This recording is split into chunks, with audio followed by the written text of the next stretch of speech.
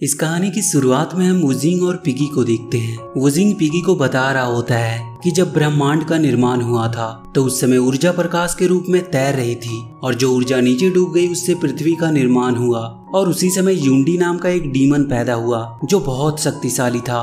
वो जहाँ भी जाता था वहाँ के सभी जीव जंतु डीमन बन जाते थे। इसीलिए वो तीनों लोग को सम्मिलित करने के लिए निकल पड़ा ताकि वो स्वर्ग पर राज कर सके। तो उसे रोकने के लिए बुद्धिस्ट आए लेकिन वो नाकाम रहे, यहाँ तक कि उसे हेवन के सोल्जर भी नहीं रोक पाए। तो बुद्ध के एक शिष्य ने उसे कैद करने के लिए एक महान बलिदान चुना जिसमें उसकी आत्मा की मदद से उस डेमन यूंडी को पृथ्वी के अंदर दफन कर दिया गया। पर जहाँ उसे दफन किया गया था वहाँ की भूमि काली और बिल्कुल ठंडी पड़ गई थी। और इस पुस्तक के अनुसार यूंडी पूरी दुनिया को डेमन में बदल सकता है।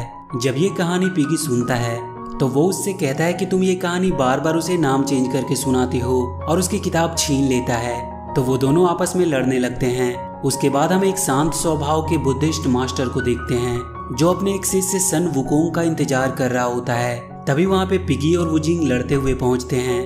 दरअसल पिगी और वुजिंग भी उस मास्टर गोल्डन सकाड़ा के शिष्य होते हैं। और इसके बाद हम इस कहानी के मेन कैरेक्टर सन वुकोंग को देखते हैं जो बादलों को चीरते हुए पेड़ और पहाड़ों से होते हुए तूफान से भी तेज बिजली की रफ्तार में एंट्री करता है और अपने मास्टर को पीने के लिए पानी देता है। दरअसल वो उतनी दूर पानी लाने के लिए ही गया था। और जब ये बात पिगी और वुजिंग को पता चलती है कि वुकोंग उतनी दूर सिर्फ पानी लाने के लिए गया था तो वो लोग हैरान हो जाते हैं। अगले दिन वो लोग वुजुआंग मंदिर में जाते हैं और जब वो लोग वुजुआंग मंदिर में पहुंचते हैं तो वहाँ मंदिर के दो यंग रक्षक आते हैं जो उन्हें मंदिर के अंदर ले जाते हैं। वो मंदिर काफी बड़ा होता है। पिगी और सन वुकोंग वहाँ पे बहुत शरारत करते हैं और उनकी इजाजत के बिना ही वहाँ की चीजों को छूने लगते हैं। और वहीं हम उनके मास्टर को देखते हैं जो एक पवित्र झील की ओर सर झुकाते हुए आराधना करते हैं। उसके बाद हम पिगी को देखते हैं जो सन वुजुआंग को बताता है कि हमारे मास्टर जो उनकी मदद करने आए हैं उसके बदले में हमें एक खजाना मिलेगा जो एक फल के रूप में है। और जब उस मंदिर के रक्षक फल को तोड़ने के लिए पवित्र पेड़ के पास जाते हैं तो उनके पीछे पिगी और सन वुकोंग भी टिड्डे के रूप में चले जाते हैं। और जब वो लोग उस पवित्र पेड़ के पास पहुंचते हैं तो वो उसे देखकर बहुत अचंभित होते हैं क्योंकि पवित्र पेड़ बहुत सुंदर होता है और उसके फल भी बहुत ही अनोखे होते हैं। और जब वो रक्षक वहां से चले जाते हैं तो पिगी और सन वुकोंग चुपके से उस पवित्र पेड़ के पास जाते हैं और उसके फल को खाने की कोशिश करते हैं। और जब सन वुकोंग फल को तोड़ता है तो वो फल नीचे गिर जाता है और जैसे ही वो पिगी उसे लेने जाता है वो फल कहीं गायब हो जाता है। तो सन वुकोंग समझ जाता है कि ये स्थान एक मायावी स्थान है। तो उसके बाद वो वहाँ के भूमि से वहाँ के भूमि रक्षक को निकालता है और उससे अपने फल मांगता है। तो वो भूमि रक्षक वुकोंग को बताता है कि ये सपोदिला नामक फल है जिसे जिनसेंग का फल कहते हैं और इसका पवित्र पेड़ लगभग 10,000 साल में तैयार होता है। और इस पवित्र पेड़ पर केवल 30 ही फल लगते हैं और उसके एक फल के खाने से ही उसकी उम्र 47,000 साल तक बढ़ जाएगी। तो उसके बाद सन वुकोंग तुरंत 3 जिनसेंग के फल को तोड़कर अपने साथ ले जाता है और अपने दोस्तों के साथ उसे खा जाता है। और जब ये बात मंदिर के उन रक्षक को पता चलती है कि फल की चोरी हो गई है तो इसे कंफर्म करने के लिए वो फलों को काउंट करते हैं जिसमें उन्हें 4 फल कम मिलते हैं। और जब रक्षक उन तीनों से जिनसेंग फल के बारे में पूछते हैं तो मंकी वुकोंग कहता है कि हाँ उसने एक फल को खाया है, उसमें हैरान होने वाली क्या बात है। तभी वहाँ वुकोंग के मास्टर गोल्डन सकाड़ा आ जाते हैं और पूछते हैं कि ये सब क्या हो रहा है। तो वो रक्षक उसे बताते हैं कि इस मंकी ने जिनसेंग के 4 फल चुराए हैं। तो मंकी वुकोंग कहता है कि उसने सिर्फ 3 तोड़े थे और इसी बात पर उनमें बहस हो जाती है और वो आपस में ही लड़ने लगते हैं। और वो रक्षक वुकोंग को शैतान और तुच्छ बोलता है जिससे वुकोंग को बुरा लग जाता है और वुकोंग जाकर पवित्र पेड़ के सारे फल को नष्ट कर देता है और उस पेड़ को अपनी जादुई छड़ी से जड़ से उखाड़ देता है। तभी वहाँ उस मंदिर के रक्षकों के मास्टर और पृथ्वी के देवता जिन्युआनजी अपने शिष्यों के साथ आ जाते हैं। तो वो रक्षक उन्हें बताते हैं कि गोल्डन सकाड़ा के 3 शरारती शिष्यों ने जिनसेंग का फल चुराया है और उनका एक शिष्य वुकोंग पवित्र पेड़ को नष्ट कर दिया है। तो वो तुरंत अपने शिष्यों से उस पेड़ की सतह पर दानव रक्षक कवच बनाने को कहता है ताकि डेमन यूंडी आजाद ना हो। और जब गोल्डन सकाड़ा जिन्युआनजी को देखता है तो वो उनसे माफी मांगता है। जिन्युआनजी गोल्डन सकाड़ा से कहता है कि हमने आपके साथ शिष्टाचार का व्यवहार किया और आपके तीनों शिष्यों ने बहुत ही बुरा व्यवहार किया और वो उन तीनों को सबक सिखाने के लिए उन्हें कैद कर देता है। तभी इधर जिन्युआनजी के शिष्यों का रक्षक चक्र टूट जाता है और उस पवित्र पेड़ के जड़ से यूंडी आजाद हो जाता है और वो मास्टर सकाड़ा को पकड़कर अपने साथ ले जाता है। इधर वुकोंग कैद से निकलने की कोशिश कर रहा होता है लेकिन वो निकल नहीं पा रहा था। तो जिन्युआनजी वुकोंग से कहता है कि बड़े मुश्किल से यूंडी कैद हुआ था और तुमने पवित्र पेड़ को उखाड़कर उसे आजाद कर दिया। अब वो तीनों लोग को एक करने की कोशिश करेगा जिससे पृथ्वी का नाश हो सकता है। तो वुकोंग कहता है कि आप तो देवताओं के पूर्वज हैं, तो फिर डरते क्यों हैं? मैं अपने मास्टर को बचा लूंगा और आप मुझे यहाँ से निकालिए। और अगर वो उसे वहाँ से निकाल देगा तो वो युंडी को भी कैद कर सकता है। इस पर जेनुआनजी कहता है कि यदि तुम युंडी को कैद करने में असफल हुए तो मैं तुम्हें हमेशा के लिए पर्वतों के नीचे कैद कर दूंगा। तो वुकोंग कहता है कि उसे ये चुनौती स्वीकार है और उसके बाद जेनुआनजी वुकोंग को आजाद कर देता है। तो वो तीनों वहाँ से चले जाते हैं। इसके बाद जेनुआनजी फौरन अपने शिष्यों को स्वर्ग के देवता जेड सम्राट के पास इस खबर को पहुंचाने को भेजता है। और इधर युंडी जहां से भी गुजरता है वहां के सभी जीव जंतु उसके डेमन शक्ति के वश में हो जाते हैं। युंडी मास्टर गोल्डन सकाडा को लेकर पर्वतों के बीच छुप जाता है। वहां पे और भी बहुत सारे डेमंस होते हैं। वो सारे डेमंस युंडी को समुद्र का एक विशालकाय जीव समझ रहे थे। तभी उनका सरदार उन्हें बताता है कि ये कोई समुद्री जीव नहीं बल्कि उनके पूर्वज युंडी हैं। अपने पूर्वज को देखते ही सभी डेमंस अपना सर झुका लेते हैं। तो युंडी उन्हें बताता है कि वो कई साल तक भूमि के अंदर कैद रहा जिसकी वजह से उसका रूप बदल गया है और जब तक उसका असली रूप वापस नहीं आ जाता तब तक वो लोग गोल्डन सकाडा का ध्यान रखे और 3 दिन बाद वो तीनों लोग को मिलाएगा जिसे अब कोई नहीं रोक सकता। उसके बाद हम वुकोंग और उसके दोनों साथियों को देखते हैं जो युंडी की तलाश में निकले होते हैं। तभी वुजिंग के बास्केट से एक छोटा सा जीव निकलता है जो उन्हें बताता है कि वही तो पवित्र आत्मा है जिसने युंडी को कैद किया था। तो उस पवित्र आत्मा के बात पर वुकोंग को विश्वास नहीं होता है और वो उसे वहां से भगा देता है। उसके बाद वो भूमि के देवता को निकालता है और उससे युंडी का पता पूछता है। तो वो बताता है कि युंडी पर्वतों के बीच में छुपा है। तो वो तीनों उसकी तलाश में पर्वतों की ओर निकल पड़ते हैं और ये बात युंडी को पता चल जाती है कि उसे किसी ने ढूंढने की कोशिश की है।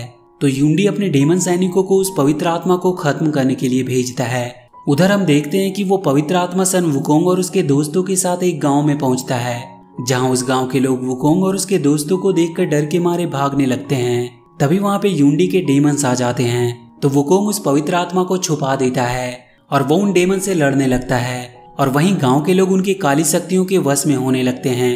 तभी कुछ डेमंस उस पवित्र आत्मा के पीछे लग जाते हैं और जैसे ही वो डेमंस उस पवित्र आत्मा को पकड़ने ही वाले होते हैं तभी वहां पे वुकोंग आ जाता है और उन्हें मार भगाता है। और वहीं हम उस पवित्र आत्मा को देखते हैं जो उस गांव के लोगों की हालत देखकर बहुत दुखी होता है। उसके बाद वो पवित्र आत्मा अपने शक्तियों से उस गांव के लोगों को ठीक कर देता है। इसके बाद हम उन डेमंस को देखते हैं जो युंडी को बताते हैं कि वो लोग उस पवित्र आत्मा को पकड़ने ही वाले थे। तभी वहां किंग वुकोंग आ गया और उसे बचा लिया। ये सुनकर युंडी बहुत नाराज होता है। उसके बाद वो उस पवित्र आत्मा को खत्म करने के लिए अपनी काली शक्तियों को भेजता है। इधर हम वुकोंग और उसके दोस्तों को देखते हैं जो युंडी को पता लगाने के लिए पर्वतों के देवता के मंदिर में जाते हैं, लेकिन वो देवता वहां पे नहीं होता है। तो वुकोंग पिगी और वुजिंग को बाहर उस देवता का पता लगाने के लिए भेजता है। तभी वहां पे युंडी की काली शक्ति आती है और उस पर्वतों के देवता के मूर्ति में समा जाती है। और जैसे ही वो काली शक्ति उस पवित्र आत्मा को मारने जाता है पर वुकोंग उसे बचा लेता है और उनके बीच में फाइट होने लगती है। तभी वहां उनके दोस्त भी आ जाते हैं जो वुकोंग के साथ मिलकर उस काली शक्ति से लड़ने लगते हैं।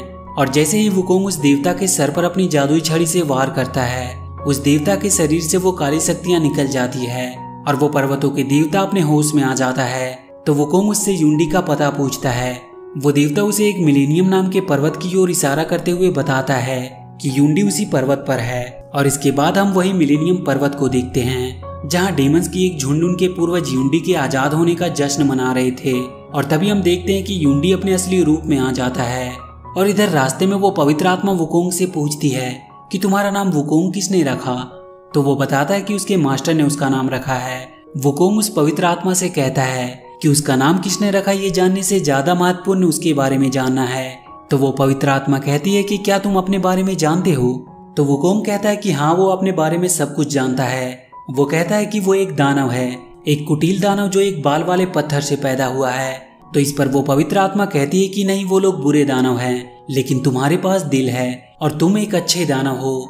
इसके बाद वो पवित्र आत्मा सोने चली जाती है। और जैसे ही वो पवित्र आत्मा सो जाती है उसे सुरक्षा कवच लगाकर वुकोंग अपने साथी के साथ मिलेनियम पर्वत पर चला जाता है, क्योंकि वुकोंग नहीं चाहता था कि उसके साथ वो पवित्र आत्मा भी जाए, क्योंकि वो बहुत छोटी एक बच्चे के रूप में होती है। इसके बाद वुकोंग, पिगी और वुजिंग तीनों मिलेनियम पर्वत पर पहुंचते हैं जहाँ पे बहुत सारे डेमंस होते हैं वो तीनों मिलकर उन सबसे लड़ने लगते हैं और जब पिगी दानवों को मारने जाता है तो उसे एक मामूली सा पिगी समझकर वो दानव उसे मारने लगते हैं। तभी वो पिगी एक विशालकाय रूप धारण करता है और उन दानवों को अपने पैरों तले कुचलने लगता है। और इधर वुकोंग अपनी जादुई छड़ी से दानवों को बहुत बुरी तरह मारता है और उसके बाद वुकोंग अपने बाल की मदद से अपने जैसे कई मंकी किंग बनाता है जो पूरे दानवों में भगदड़ मचा देते हैं। तभी वहाँ पे युंडी आ जाता है और वुकोंग से उस पवित्र आत्मा को मांगता है। तो वुकोंग युंडी को मारने के लिए जाता है जहाँ पे उन दोनों के बीच में फाइट होने लगती है। तभी वुकोंग के दोस्त आ जाते हैं जो वुकोंग के साथ युंडी से लड़ने लगते हैं, पर युंडी अकेला ही उन सब पर भारी पड़ रहा था। वो उन तीनों को मारकर लहूलुहान कर देता है। इसके बाद युंडी की नजर उस पवित्र आत्मा पर जाती है तो वो उस पवित्र आत्मा की ओर जाने लगता है, पर वुकोंग उसे रोकने की कोशिश करता है। इस पर युंडी दोबारा से वुकोंग को बहुत मारता है और जब वुकोंग के दोस्त उसे बचाने जाते हैं तो युंडी पिगी और वुजिंग को जान से मार देता है। और इसके बाद जब वो उस पवित्र आत्मा को लेने जाता है तो वो उसे नहीं ले पाता क्योंकि वो पवित्र आत्मा एक सुरक्षा कवच में होती है।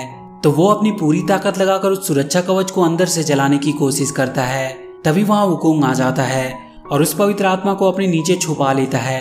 वो पवित्र आत्मा देखता है कि वुकोंग अपनी अंतिम सांसें ले रहा है। तभी युंडी वहाँ पे वुकोंग के मास्टर को लेकर आता है और उसके सामने ही वो उसके मास्टर को मार देता है। इसके बाद वो पवित्र आत्मा अपनी सोल वुकोंग को दे देती है, लेकिन वुकोंग उसे लेने से मना कर देता है क्योंकि उसके ऐसा करने से पवित्र आत्मा मर जाती। इसके बाद युंडी वुकोंग को जैसे ही मारने वाला होता है तो वो पवित्र आत्मा युंडी को रोकने की कोशिश करता है, पर युंडी उस पवित्र आत्मा को भी मार देता है जिससे उसकी सोल निकलकर वुकोंग के शरीर में चली जाती है और इसकी वजह से वुकोंग एक बार फिर से जिंदा हो जाता है। और इधर युंडी तीनों लोग को मिलाने लगता है। तभी उसे रोकने के लिए वुकोंग आ जाता है और अपनी जादुई छड़ी से युंडी पे एक वार करता है और उसके बाद उन दोनों में एक खतरनाक फाइट होती है जिसमें वुकोंग अपने जादुई छड़ी से युंडी पर कई वार करता है और अंत में वो उसके सिर पे ऐसा वार करता है जिससे युंडी की मौत हो जाती है। युंडी के मौत के बाद वहाँ के सारे काले बादल छट जाते हैं और उसके बाद वुकोंग के दोस्त भी जिंदा हो जाते हैं जो अपने मास्टर के खो देने की वजह से रोने लगते हैं। तभी उनके पीछे से एक आवाज आती है और जब वुकोंग पीछे देखता है तो उसके पीछे उसका मास्टर गोल्डन सकाडा होता है, जिन्हें देखकर वो लोग बहुत खुश होते हैं। और इसके बाद हम दया की देवी को देखते हैं जो वुकोंग के हाथ में उस पवित्र पेड़ के पवित्र आत्मा को उस पेड़ के जड़ में डालती है जिससे वो पवित्र पेड़ एक बार फिर से उग जाता है। और ये कहानी यहीं पर समाप्त हो जाती है।